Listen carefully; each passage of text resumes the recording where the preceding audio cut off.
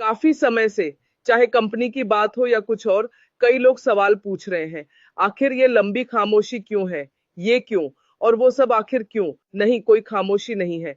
हमने एक पल के लिए भी अपना काम करना नहीं रोका है, बल्कि हम इसमें निरंतर बने हुए हैं। हम पूरी तरह से सच्चे हैं और हम वास्तव में अपने उस नेक इरादे पर अडिग हैं, जो दृढ़ इरादा हमारे पास उस काम के लिए है जिसे हम वास्तव में पूरा करना चाहते हैं। इसका क्या मतलब है? ये बस इसलिए है ताकि आप इसे सफल होने के लिए तुम्हें पहले जागरूक होना होगा, तुम्हें पहले निरंतर होना होगा।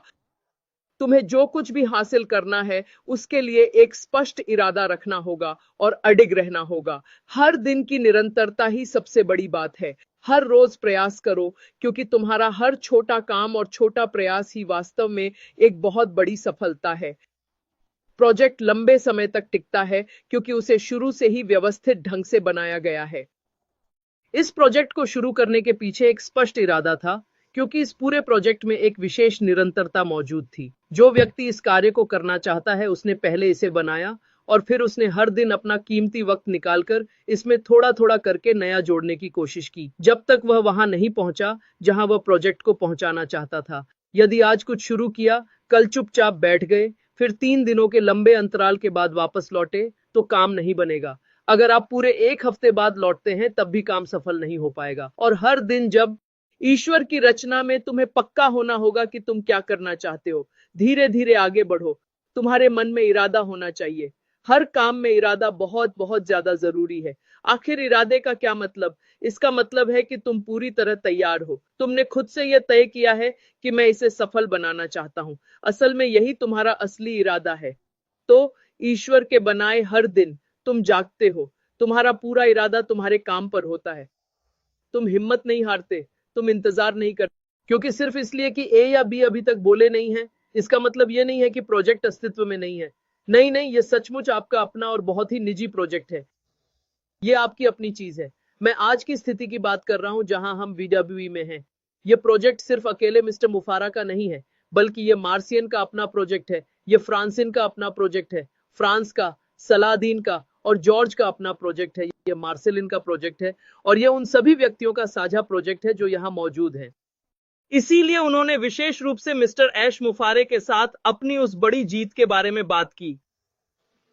अगर उन्होंने ऐश मुफारे के साथ जीत कही, तो इसलिए क्योंकि आप शामिल थे, बाहर नहीं। तो अगर आप हर बार इसी इंतजार में बैठे रहते हैं कि शायद मिस्टर ऐश मुफारे अभी खुद बोलने के लिए नहीं आए हैं, इसका अर्थ है कि आप अपने प्रोजेक्ट पर काम नहीं कर रहे हैं। न आप नियमित हैं, न ही सचेत, और आपको तो बिल्कुल भी नहीं पता कि इस समय आप वास्तव में क्या कर रहे हैं। मिस्टर ऐश मुफारे कि वो करे जो वो अपने प्रोजेक्ट के लिए करेगा, और तुम वो करो जो तुम्हें अपने प्रोजेक्ट के लिए करना है।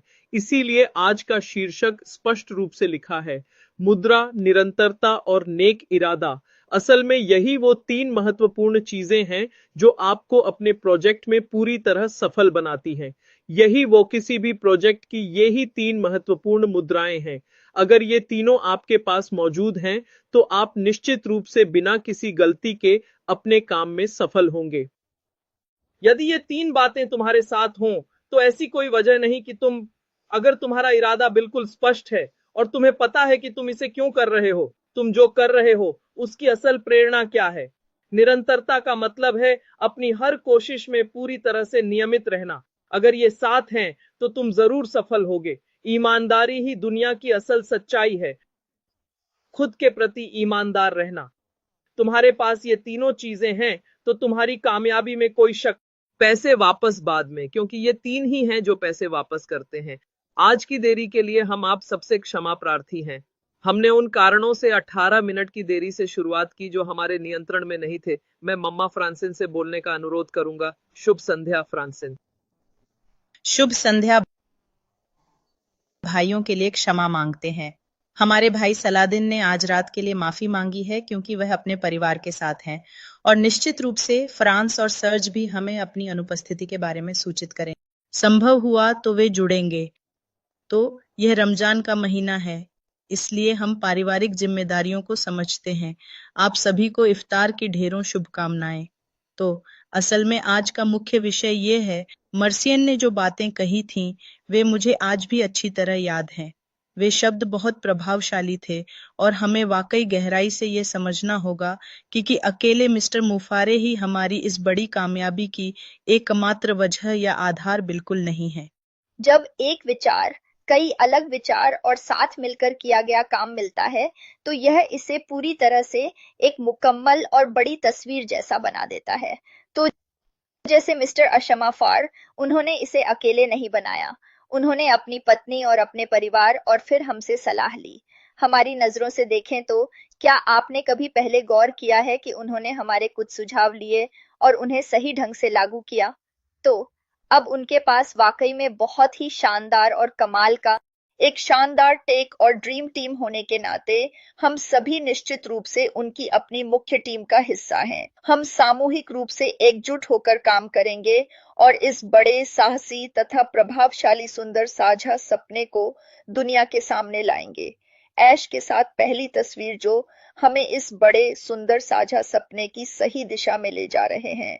साथ काम करना बिल्कुल घर जैसा है, जैसे शादी में होता है या आपके बच्चे हों। अगर आप सब मिलकर काम करें तो एक दूसरे के लिए ज्यादा समय होगा, है ना? यहाँ आपके द्वारा किए गए किसी भी काम और साथ बिताए गए समय से कहीं अधिक मूल्यवान आपके जीवन के वे सबसे अनमोल पल होते हैं साथ के। इसलिए मुझे ये बात स्पष्ट रूप से कहनी थी, क्योंकि शायद आपने इस बारे में पहले ही सोचा होगा, पर मैं चाहता था कि मैं इस पर आपको और अधिक स्पष्टता दे सकूं कि ऐश और हम सब मिलकर सामूहिक रूप से इस कार्य को पूरा करें। मिलकर एक अद्भुत, शानदार, बेमिसाल, मजबूत टीम बना रहे हैं। जैसा तस्वीर कहती है, हम निश्चित रूप से ये सब कर दिखाएंगे, क्योंकि मिस्टर एस्ट्रोफायर वाकई में वो अत्यंत महान लीडर हैं जो हम सबको एक साथ प्रेम पूर्वक लाकर उनकी खूबियां निखारते हैं।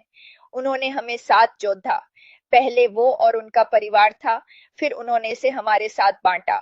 हम धन्य हैं कि ये हमें मिला, इसलिए मुझे ये आपको बताना था। मैं आपका ज्यादा समय नहीं लूंगा। ब्रांड और इसके साथ ही बाहर का पूरा समुदाय भी शामिल होता है।